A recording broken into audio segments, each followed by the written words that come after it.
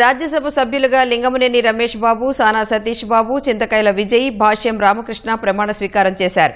Rajya Sabha chairman CP Radhakrishnan వారితో ప్రమాణం చేయించారు.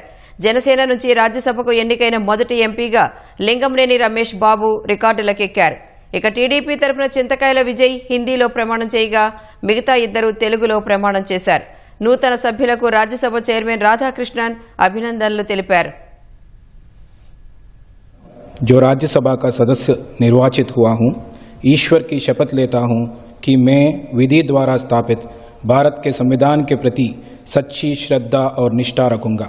లింగమనేని రమేష్ అనే నేను రాజ్యసభ యొక్క సభ్యునిగా ఎన్నుకోబడిన వాడినై శాసనము ద్వారా స్థాపితమైన భారత సంవిధానము పట్ల యథార్థమైన శ్రద్ధ నిష్ఠలను కలిగి ఉందుననియు భారతదేశం యొక్క సార్వభౌమతను మరియు అఖండతను సమర్థించుననియు నేను చేపట్టనున్న కర్తవ్యమును శ్రద్ధపూర్వకముగా నిర్వహించుననియు దైవ సాక్షిగా ప్రమాణం చేయించున్నాను.